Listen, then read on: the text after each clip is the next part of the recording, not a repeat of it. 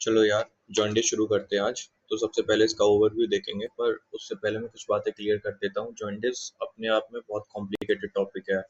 हम इस पे 8 घंटे भी दे सकते हैं, 10 घंटे भी दे सकते हैं, पर फिलहाल हम इसको इतना करेंगे कि एग्जाम में हमारा कोई भी क्वेश्चन छूटे ना और हम बहुत ही अच्छे से वो उसको टैकल कर पाए। तो सबसे पहले हम इसका ओवरव्यू देखते हैं। तो ओवरव्यू में हमें कौन कौन से पॉइंट देखने हैं। सबसे पहले इसकी डेफिनेशन देखनी है, फिर बिलीरुबिन के बारे में जानना है पूरा, फिर टाइप्स बिलीरुबिन के कौन कौन से होते हैं वो जानना है, फिर क्लासिफिकेशन ऑफ जॉन्डिस, जो कि दो क्लासिफिकेशन हमारे पास मेनली होते हैं, उन दोनों को वन बाय वन हम देखेंगे। तो मोटा माटी हमें ये पढ़ना है आज। इसके अलावा जो भी डिटेल होंगी वो हम बीच बीच में देखते रहेंगे। अब आती है सबसे पहले इसके डेफिनेशन की बारी। तो डेफिनेशन, जैसे हम नॉर्मली क्या समझते हैं, नॉर्मली हम ये देखते हैं कि कोई भी अगर ब्लड में बिलीरुबिन का लेवल अगर बढ़ जाता है तो उसको हम जॉन्डिस बोल देते हैं। तो इसी के इर्द गिर्द, इसी पॉइंट के इर्द गिर्द हमारा पूरा जॉन्डिस जो है वो घूमता है। तो हम उसी चीज़ को आगे देखते हैं। तो जॉन्डिस क्या है कि जॉन्डिस जो है वो elevated level of bilirubin in blood, that is hyperbilirubinemia. ठीक है। अब सवाल ये आता है कि बिलीरुबिन का आखिर सिग्निफिकेंस क्या है, बिलीरुबिन की सिंथेसिस कैसे होती है, जो कि हमने ओवरव्यू में देखा कि हमें इसको पढ़ना है कि बिलीरुबिन की सिंथेसिस कैसे होती है, उसमें कौन कौन सी फेजेस होती हैं। एक हेपेटिक फेज होती है, इंटेस्टाइनल फेज होती है, वास्कुलर फेज भी होता है। तो वो सारी चीजें हम देखेंगे एक एक करके। तो उसको हम आगे देखते हैं। तो एलिवेटेड, हमने डेफिनेशन क्या देखी जॉन्डिस की, elevated level of bilirubin in blood, that is hyperbilirubinemia. और फिर क्या है कि bilirubin pigment has high affinity for elastic tissues like skin और स्क्लेरा। तो जब ये ब्लड में बिलीरुबिन की जो क्वांटिटी या लेवल होता है वो बढ़ जाता है, तो बढ़ा हुआ बिलीरुबिन क्या करेगा, उसकी हाई एफिनिटी होती है किसके प्रति, इलास्टिक टिश्यूज के लिए। कौन कौन से, स्किन और स्क्लेरा, जिसकी वजह से क्या होगा कि येलोइश पिगमेंटेशन ऑफ स्किन और स्क्लेरा दिखने लगेगा हमें। और वही क्या कहलाता है, जॉन्डिस और इक्टेरस। इसी कंडीशन को क्या बोलते हैं, जॉन्डिस और इक्टेरस। तो सबसे पहले हम एक बार रिवाइज करेंगे जल्दी। हमने सबसे पहले जॉन्डिस की डेफिनेशन देखी। डेफिनेशन क्या देखा, elevated levels of bilirubin in blood, that is hyperbilirubinemia. और जब ये बिलीरुबिन का लेवल बढ़ जाता है तो ये, इसकी एफिनिटी होती है इलास्टिक टिश्यूज के लिए। तो वो इलास्टिक टिश्यू की तरफ ये जाना शुरू कर देता है, वहाँ पे डिपॉजिट होना शुरू कर देता है। तो इलास्टिक टिश्यू मेनली कौन कौन से हैं, स्किन और स्क्लेरा। और वहां पे हमें क्या दिखना शुरू हो जाएगा उसके डिपोजिशन से, येलोइश पिगमेंटेशन, जिसको हम क्या बोलते हैं, जॉन्डिस और इक्टेरस। ये हमारा डेफिनेशन वाला पार्ट हो गया जॉन्डिस की। अब आगे आगे देखते हैं इसकी सीरम बिलीरुबिन की कॉन्सेंट्रेशन क्या होती है। इनके लेवल हमें याद रखने होने चाहिए और हमें याद रखने भी हैं, क्योंकि ये बहुत ज़्यादा काम आएंगे आगे। तो नॉर्मल सीरम बिलीरुबिन कॉन्सेंट्रेशन जो होती है वो 0.3 to 1.3 मिलीग्राम पर डेसीलीटर होती है। इसमें अभी क्या होता है कि 80% जो होता है वो अनकॉन्जुगेटेड होता है। ठीक है, ये चीज़ याद रखनी है। फिर उसके बाद हम जो देखते हैं कि अगर जो लेटेंट जॉन्डिस होता है, लेटेंट जॉन्डिस क्या होगा कि 1.3 जो ये लेवल है इससे ऊपर होगा बिलीरुबिन का लेवल। पर वहाँ पे उसको हम जॉन्डिस तो होगी, पर वहाँ पे सिम्टम या क्लिनिकल फीचर्स आने शुरू नहीं होंगे, मतलब वो छुपी हुई जॉन्डिस होगी, हिडन सिम्टम्स होंगे वहाँ पे। तो लेटेंट जॉन्डिस के में बिलीरुबिन के क्या लेवल होंगे, तो वहाँ पे जो भी होगा वो 2 से कम होगा, यानी कि 2 मिलीग्राम पर डेसीलीटर से वहाँ पे बिलीरुबिन का लेवल कम होगा। और जो क्लिनिकली एविडेंट जॉन्डिस होती है उसमें सीरम बिलीरुबिन का क्या लेवल होगा, ग्रेटर देन 2 मिलीग्राम पर डेसीलीटर। तो हमें 3 लेवल ये याद रखने हैं। कौन कौन से 3 लेवल याद करने हैं, नॉर्मल वाला याद रखना है। नॉर्मल वाला क्या है कि 0.3 to 1.3 मिलीग्राम पर डेसीलीटर। बाकी लेटेंट जॉन्डिस का क्या है, जहाँ पे जो सिम्टम्स होते हैं वो छुपे हुए होते हैं, वो कितना रहेगा, 1.3 to 2 मिलीग्राम पर डेसीलीटर। और जो एविडेंट, क्लिनिकली एविडेंट जॉन्डिस होगी वहाँ पे ग्रेटर देन 2 मिलीग्राम पर डेसीलीटर बिलीरुबिन का लेवल होगा। अब सारी बातें बिलीरुबिन के इर्द गिर्द घूम रही हैं। तो हमें ये पता होना चाहिए कि बिलीरुबिन की सिंथेसिस कैसी होती है, उसका मेटाबॉलिज्म कैसे होता है, कौन कौन सी फेजेस होती हैं। तो हम चलो अब इसी को पढ़ते हैं। तो सिंथेसिस ऑफ बिलीरुबिन पे जब हम आते हैं तो हम देखते हैं कि जो भी आरबीसी होती है उसकी 120 डे की लाइफ साइकिल होती है। 120 डेज के बाद में जब उसका लिसिस होती है उसकी, तो हम सब जानते हैं कि स्प्लीन को ग्रेवयार्ड ऑफ आरबीसी बोलते हैं। तो वहाँ पे इसका स्प्लीन, लिवर और बोन मैरो में इसका ब्रेकडाउन होता है। वहाँ पे क्या होगा कि जो हीम वाला पार्ट होता है ना, आरबीसी के अंदर में क्या होता है, हीमोग्लोबिन भी होता है। उसमें जो हीम वाला पार्ट होता है, हीमोग्लोबिन का डिग्रेडेशन होता है, और हीम वाला पार्ट जो होता है वो टूटता है बिलीवर्डिन में। और बिलीवर्डिन में टूटने के लिए कौन सा एंजाइम वहाँ पे काम करता है? Haem oxygenase. ये एंजाइम याद रखना है, हीम ऑक्सीजनेस एंजाइम जो होता है वो हीम को तोड़ता है, किसमें? बिलीवर्डिन में। अब ये बिलीवर्डिन जो होगा वो अनकॉन्जुगेटेड बिलीरुबिन में कन्वर्ट होगा, किसकी मदद से? बिलीवर्डिन रिडक्टेज एंजाइम की मदद से। और ये अनकॉन्जुगेटेड बिलीरुबिन जो भी होता है वो एल्ब्यूमिन के साथ में बाउंड करके प्लाज्मा में घूमता रहता है। फिर इसके बाद में जब ये लिवर की तरफ जाता है तो ये हेपेटोसाइट्स में कन्वर्ट नहीं, सॉरी, ट्रांसफर हो जाता है। वहाँ पे किसकी वजह से ये वहाँ पे जाएगा हेपेटोसाइट्स के अंदर? तो एक लिगेंडिन करके होता है फैक्टर, उसकी वजह से ये हेपेटोसाइट्स में एंटर कर जाएगा, जहाँ से लिवर फेज शुरू हो जाएगी। इस पूरी फेज को हम लोग वास्कुलर फेज भी कह सकते हैं। और लिवर फेज यहाँ से शुरू हो जाएगी। लिवर फेज में क्या क्या होता है वो हम आगे देख लेंगे। उसके बाद इंटेस्टाइनल फेज शुरू हो जाएगी।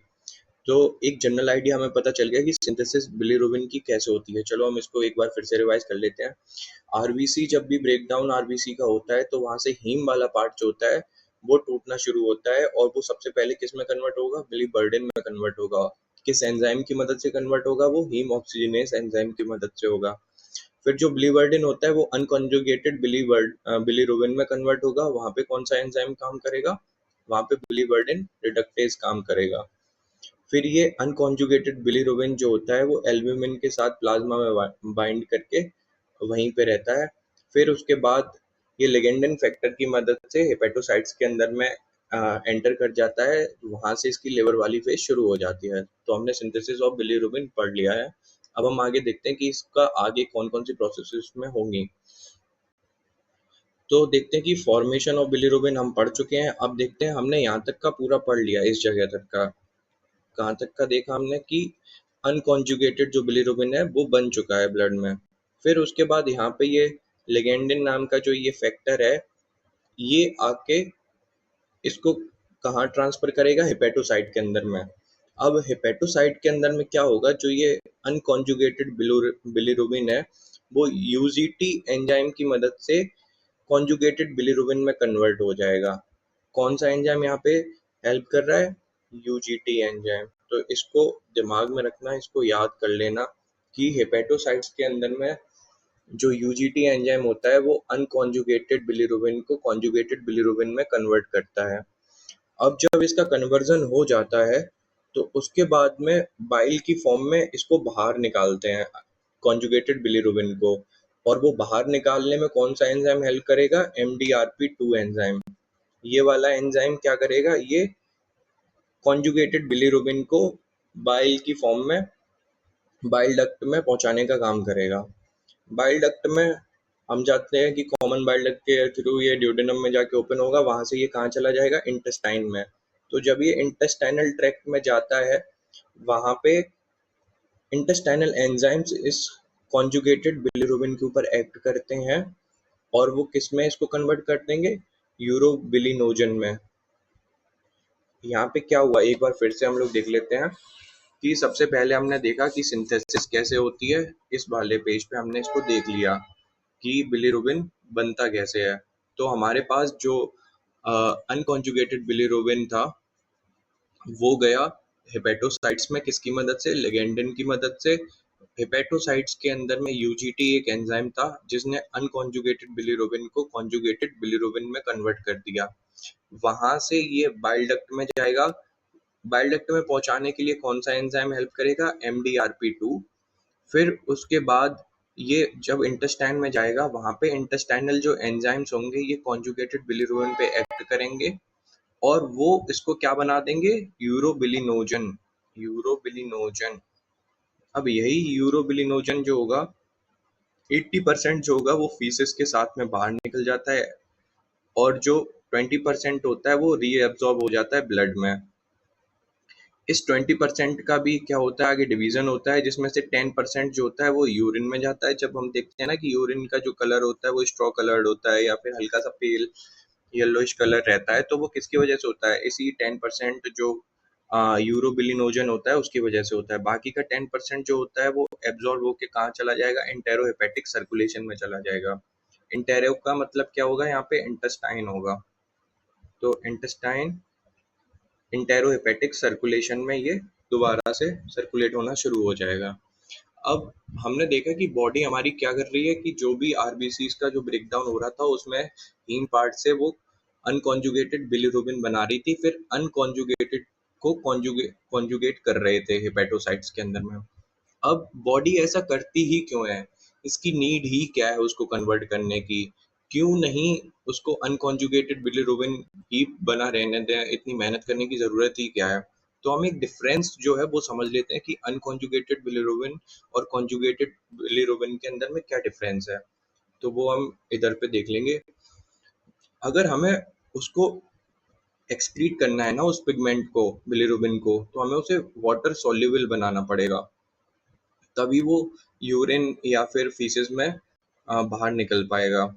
तो जो अनकॉन्जुगेटेड बिलिरुबिन होता है वो लिपिड सॉल्युबल तो होता है, पर जो ये वाला जो कॉन्जुगेटेड बिलिरुबिन है वो लिपिड इनसॉल्युबल होता है।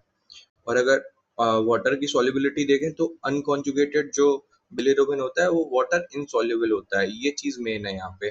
और जो कॉन्जुगेटेड बिलिरुबिन होता है वो वाटर सॉल्युबल होता है। मेन खेल यहीं पे हो रहा है, हमें वाटर सॉल्युबल ही बनाना था उसको, हाइड्रोफिलिक ही बनाना था, ताकि हम उसका एक्सक्रीशन कर पाए, बॉडी को यही करना था। तो हम देखेंगे ना आगे कि एक्सक्रीशन यूरिन के अंदर में अनकॉन्जुगेटेड का नहीं होता है, जबकि कॉन्जुगेटेड का होता है, क्योंकि ये वाटर सॉल्युबल है। एक्सक्रीशन इन स्टूल अनकॉन्जुगेटेड का नहीं होगा, कॉन्जुगेटेड का होगा। ब्रेन की तरफ अगर ये ब्लड में सर्कुलेट होता रहेगा तो एक टाइम ऐसा आएगा ये ब्लड ब्रेन बैरियर जो होता है उसको तोड़ तोड़ के ये ब्रेन में चला जाएगा और वहाँ पे डिस्टरबेंस क्रिएट करेगा। तो ये जा सकता है अनकॉन्जुगेटेड बिलिरुबिन, जो कि हमारे लिए सही नहीं है। और नॉर्मल लेवल्स की बात करें तो 0.3 टू 1.6 मिलीग्राम पर डेसीलीटर, और कॉन्जुगेटेड का कितना है 0.0 टू 0.3 मिलीग्राम पर डेसीलीटर। तो हमने देखा कि कॉन्जुगेटेड और अनकॉन्जुगेटेड बिलिरुबिन में मेनली क्या डिफरेंस आता है और हमें क्या नीड है, क्यों इसकी नीड है इसके कन्वर्जन की। ठीक है, अब इसकी अगर मेनली लोकेशन की बात करें कि अनकॉन्जुगेटेड बिलिरुबिन हमें कहाँ मिलेगा या कॉन्जुगेटेड बिलिरुबिन हमें देखने को कहाँ मिलेगा, तो देखो जो भी हमारा लीवर होता है ना उसी में हेपेटोसाइट्स के अंदर में कन्वर्जन चल रहा होता है अनकॉन्जुगेटेड टू कॉन्जुगेटेड। तो लिवर के पहले जो भी स्टेजेस होंगी ना वहाँ पे अनकॉन्जुगेटेड ही हमें मिलेगा, और लिवर के बाद की जो भी स्टेजेस होंगी या लिवर की जो स्टेजेस हैं वहाँ पे हमें कॉन्जुगेटेड ही देखने को मिलेगा।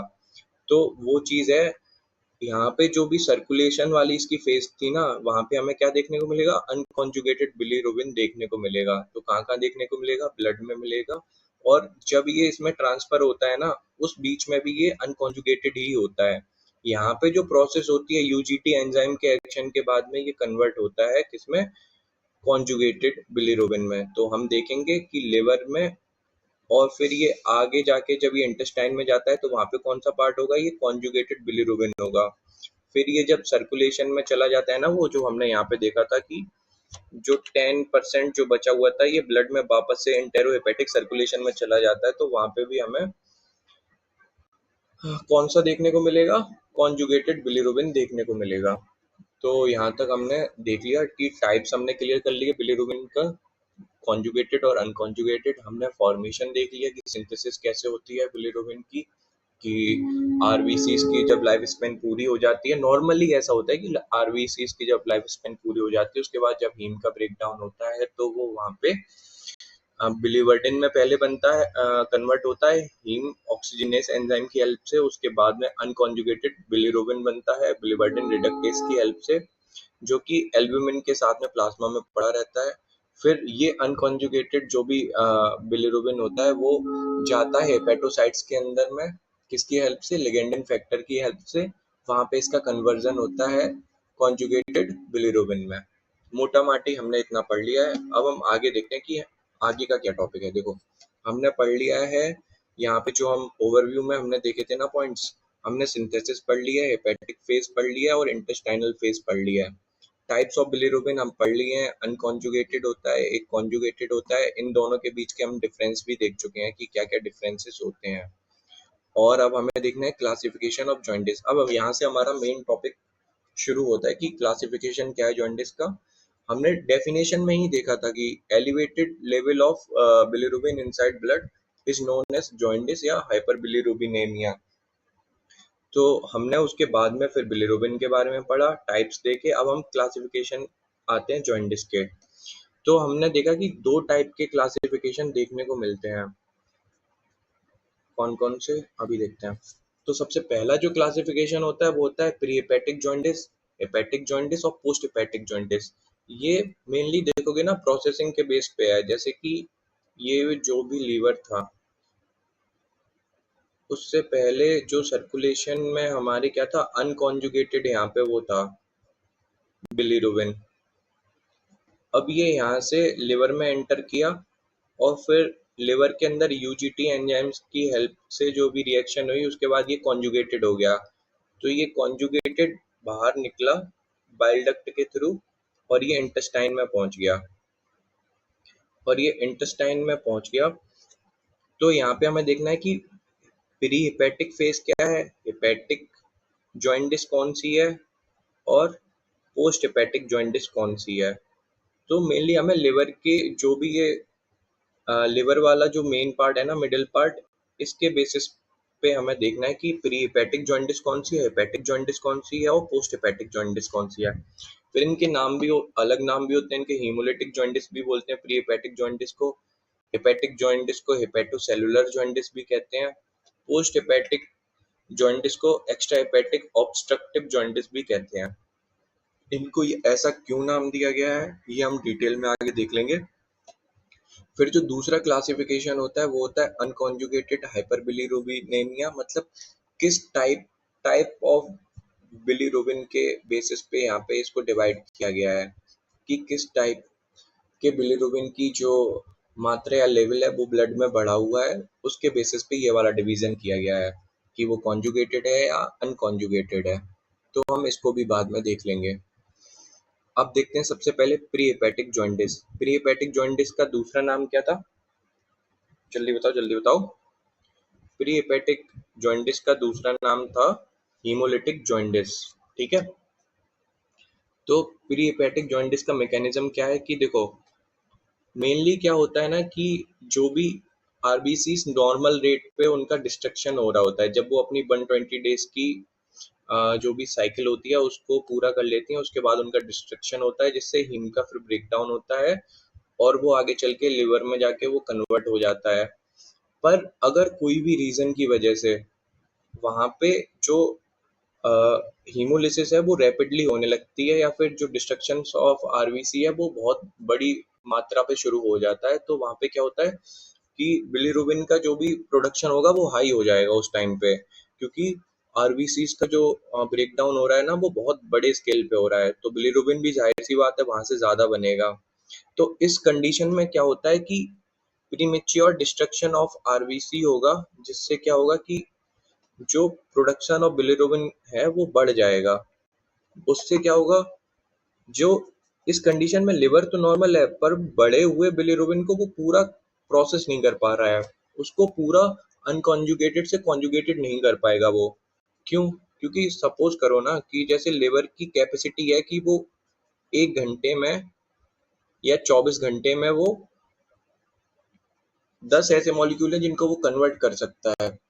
पर वहां पे क्या हो रहा है कि एकदम से उसके ऊपर प्रेशर आ रहा है, वहां पे 2000 मॉलिक्यूल आ गए या फिर कोई भी इससे भी ज्यादा आ गए, तो वो प्रोसेस ही नहीं कर पाएगा उसको। ये बस एग्जांपल के लिए था, समझाने के लिए। तो वहां पे क्या होगा कि इसको वो कॉन्जुगेट ही नहीं कर पाएगा, जिसकी वजह से क्या होगा कि अनकॉन्जुगेटेड बिलीरुबिन बढ़ जाएगा ब्लड में और ये अनकॉन्जुगेटेड हाइपर बिलीरुबिनेमिया शो होने लगेगी ब्लड के अंदर में। और इसके कारण क्या क्या हो सकते हैं, एक तो इसका कारण हो सकता है hereditary spherocytosis, thalassemia, sickle cell anemia, malaria या फिर कोई ड्रग हो सकते हैं जो इसके कॉज हो सकते हैं, मेजर कॉज हो सकते हैं। तो हमने पहले कौन सा देखा, pre hepatic jaundice. Pre hepatic jaundice के अंदर में क्या था, लीवर अपना काम ठीक से कर रहा था, पर वहां पे क्या हो रहा था कि आरबीसीज का जो ब्रेक डाउन होता है वो लार्ज स्केल पे शुरू हो जाता है। उसके रीजन अलग अलग हो सकते हैं, जिस कारण से जो लिवर है वो प्रोसेस नहीं कर पाता है बिलीरुबिन को, जिससे अनकॉन्जुगेटेड बिलीरुबिन की जो लेवल है वो बढ़ जाती है ब्लड में। उसी को क्या बोलते हैं, अनकॉन्जुगेटेड हाइपर बिलीरुबिनेमिया। अब आते हैं हेपेटिक जॉइंटिस के अंदर में। अब देखो, मैंने पहले ही बताया था कि जो एक होता प्री हेपेटिक, हेपेटिक, उसके बाद पोस्ट हेपेटिक। तो हेपेटिक जॉइंटिस के अंदर में क्या होगा, लिवर के अंदर में कोई ना कोई हेपेटोसाइट्स के अंदर में कुछ ना कुछ प्रॉब्लम आ रही होगी, जहाँ पे कॉन्जुगेशन का जो प्रोसेस है वो ठीक से नहीं हो पा रहा होगा, या लिवर के अंदर में जो एंट्री है अनकॉन्जुगेटेड बिलीरुबिन की वो ठीक से नहीं हो पा रही होगी, या फिर जो भी प्रोसेस है ना यहाँ से निकलने की, हमने देखा था ना कि एक एंजाइम था जो हमारी हेल्प कर रहा था उसको बाहर निकालने में, कॉन्जुगेटेड बिलीरुबिन को, वो एंजाइम MDRP2, इसमें कुछ डिफेक्ट आ गया है, या इस प्रोसेस में कुछ गड़बड़ हो गई है, तो वहां पे भी हमें प्रॉब्लम होगी। तो ये किसके अंदर में आएगा, सब हेपेटिक जॉइंटिस के अंदर में आएगा। इसका देखो मेन लाइन, पहली लाइन यही है कि cause lies with in the hepatocytes, कि जो भी कारण होंगे वो हेपेटोसाइट्स के अंदर में ही होंगे। तो हम देखते हैं कि क्या क्या हो सकता है वहाँ पे, कौन कौन सी पॉसिबिलिटीज हैं। सबसे पहली चीज है कि defect in Uptake of bilirubin. यहाँ पे जो लिगेंडिन फैक्टर था ना वो डिस्टर्ब होगा कहीं ना कहीं, जिसकी वजह से वो ब्लड से जो अनकॉन्जुगेटेड बिलीरुबिन था उसको हेपेटोसाइट्स तक वो नहीं पहुंचा पा रहा है। या फिर डिफेक्ट इन कॉन्जुगेशन, यानी जो भी जो प्रोसेस थी ना उसको वो ठीक से प्रोसेस ही नहीं कर पा रहा। कौन सा एंजाइम था जो वहां पे हेल्प कर रहा था, यूजीटी एंजाइम था जो अनकॉन्जुगेटेड को कॉन्जुगेटेड बना रहा था। हो सकता है ये एंजाइम किसी भी कारणों से डिफेक्ट डिस्टर्ब हुआ हो, जिसकी वजह से कॉन्जुगेशन नहीं हो पा रहा हो। तीसरा कारण क्या है कि defect in excretion of conjugated bilirubin into the bile. ये किन कारणों से ये हो सकता है, दिमाग लगा के अगर खुद सोचो कि किस वजह से लिवर से बाहर नहीं निकल पा रहा है वो। देखो दो तीन कारण हो सकते हैं इसके। जो सबसे पहला है, जो फैक्टर इसको बाहर निकालता था MDRP2, हो सकता है कि वो डिस्टर्ब हो, जो बाइल डक्ट में इसको एक्सक्रीट कर रहा था यहाँ से। या एक पॉसिबिलिटी ये है कि बाइल डक्ट और इसके बीच में कहीं ना कहीं ऑब्स्ट्रक्शन प्रेजेंट हो, तो ये भी एक पॉसिबिलिटी है। तो वो हम देख लेंगे कि क्या इसमें कौन सा रीजन है, वो बाद में पता चलेगा हमें। पर ये तीन रीजन, तीन पॉसिबिलिटीज ऐसी हैं जिनके ऊपर ये हेपेटिक जॉइंटिस जो है वो इर्द गिर्द इन्हीं तीनों पॉइंट के घूमती है। तो इन तीनों पॉइंट के बारे में हमें पता होना चाहिए। अब यहाँ पे क्या होगा कि हमें कॉन्जुगेटेड और अनकॉन्जुगेटेड हाइपर बिलीरुबिनेमिया देखने को मिल सकती है। क्यों, ऐसा क्यों हो सकता है, देखो अगर उसके अपटेक में डिफेक्ट है ना, यानी लेगेंडिन फैक्टर कहीं ना कहीं डिस्टर्ब हुआ है, और अनकॉन्जुगेटेड जो बिलीरुबिन है वो यहाँ से पहुंच ही नहीं पा रहा है हेपेटोसाइट्स के अंदर में, जो यहाँ से ट्रांसफर हो रहा था वो नहीं हो पा रहा है। तो कौन सा हमें देखने को मिलेगा, अनकॉन्जुगेटेड हाइपर बिलीरुबिनेमिया देखने को मिलेगी। अब अगर प्रोसेस हो गई है, कॉन्जुगेशन हो चुका है, उसके बाद यहाँ से अनकॉन्जुगेटेड से कॉन्जुगेटेड बिलीरुबिन हमें मिल चुका है, अब उसके बाद अगर एक्सक्रीशन नहीं हो पा रहा है इसका, तो कौन सा हमें देखने को मिलेगा वहां पे, कॉन्जुगेटेड हाइपर बिलीरुबिनेमिया देखने को मिलेगा। अब मेनली यहाँ पे प्रॉब्लम किस में है, हेपेटोसाइट्स में है या फिर लिवर के अंदर में प्रॉब्लम है। तो उसके कॉज क्या हो सकते हैं, रीजन क्या हो सकते हैं इसके, तो वही लिवर डिसीजेस जो बहुत कॉमन होती हैं, जो बच्चे को भी पता होती है, हेपेटाइटिस और लिवर सिरोसिस। मेन मेन ये रीजन है, और भी बहुत रीजन हो सकते हैं पर मेनली ये होते हैं, इसलिए इनको यहाँ पे डाल दिया है।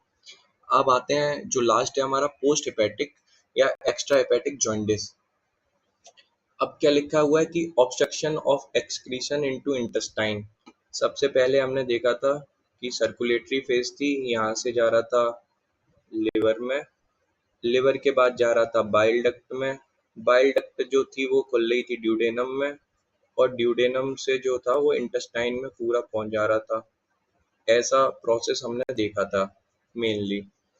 अब क्या होगा कि यहाँ से जो बाइल डक्ट होगी वो इसको इंटेस्टाइन में उसका जो होगा उसको नहीं पहुंचा पा रही होगी, या वहां पे क्या हो सकता है, कुछ ना कुछ ऑब्स्ट्रक्शन प्रेजेंट हो सकता है, स्टोन प्रेजेंट हो सकता है, या वहां पे कार्सिनोमा हो सकता है, कुछ भी कोई भी रीजन हो सकते हैं उसके, जिन कारणों से वो उसको वहां तक नहीं है, मतलब जो कॉन्जुगेटेड तुम्हारा बिलीरुबिन है वो इंटेस्टाइन तक नहीं पहुंच पा रहा है। तो वही चीज हमने यहाँ पे देखी पोस्ट हेपेटिक में, क्या देखा कि जो obstruction of excretion into intestine, ठीक है, इतना हमने देखा है। ऑब्स्ट्रक्शन के कारण में एक्सक्रीशन नहीं हो पा रहा है उसका इंटेस्टाइन में, इसी को क्या बोलते हैं, पोस्ट हेपेटिक जॉइंटिस। और इसमें क्या होगा, कॉन्जुगेटेड हाइपर बिलीरुबिनेमिया देखने को मिलेगी।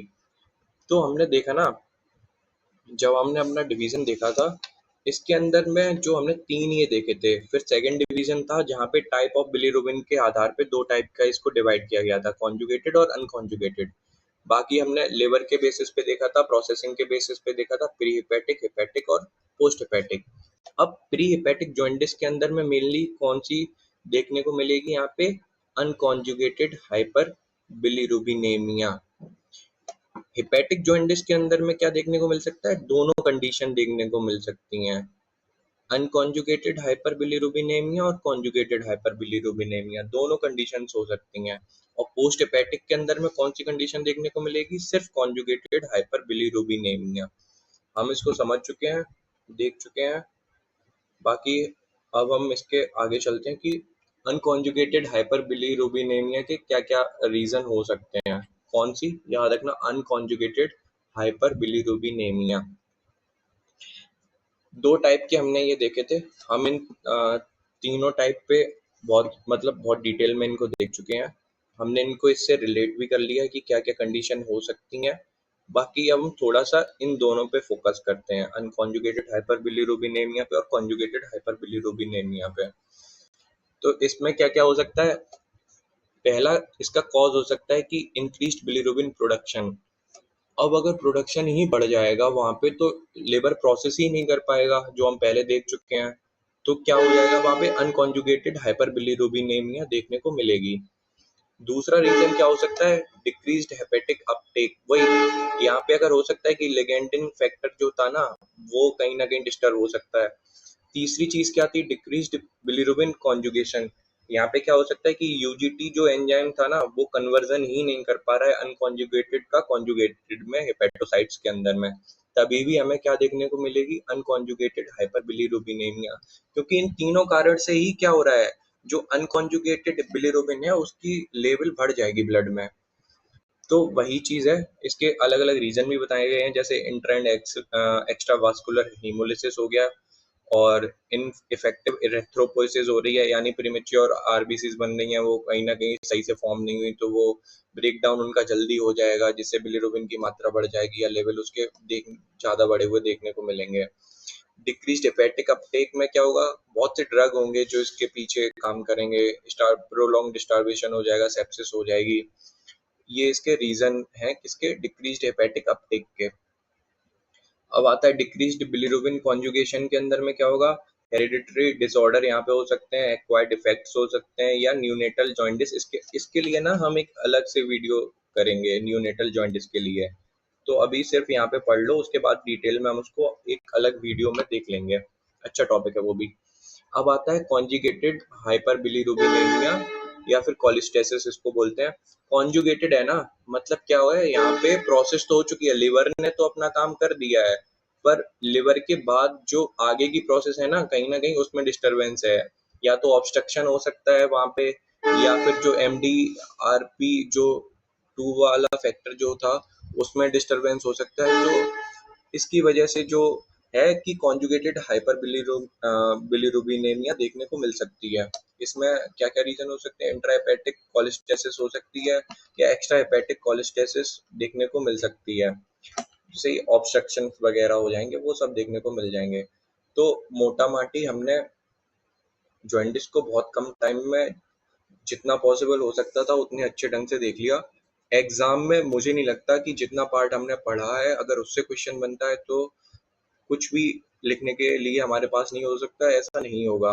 हमने बहुत अच्छे से देखा है, चीजें सारी पढ़ी हैं, हमने डेफिनेशन देख ली है क्या होती है, नॉर्मल बिलीरुबिन का जो मेटाबॉलिज्म था वो देख लिया, सिंथेसिस कैसे होती है इसका, कि हीम वाला पार्ट ब्रेक डाउन होता है, हेपेटिक फेज आती है, इंटेस्टाइनल फेज होती है, टाइप्स ऑफ बिलीरुबिन हमने देख लिए हैं, क्लासिफिकेशन हमने देखा, कौन कौन दो तरीके के क्लासिफिकेशन थे और ये एक दूसरे से कैसे रिलेटेड थे, जैसे हमने देखा था ना। रिवीजन के लिए फिर से बताता हूँ। प्री हेपेटिक जो जॉइंटिस थी वो अनकॉन्जुगेटेड थी। हेपेटिक जॉइंटिस जो थी उसमें दोनों चीजें देखने को मिल रही थी, अनकॉन्जुगेटेड और कॉन्जुगेटेड। और पोस्ट हेपेटिक में सिर्फ कॉन्जुगेटेड हाइपरबिलीरुबिनेमिया देखने को मिल रही थी। तो इस तरीके से हमने जॉइंटिस को मोटा माटी खत्म कर लिया है। बाकी और डिटेल्ड लेक्चर इसका मैं आगे लूंगा। अभी के लिए बस इतना ही। Bye bye.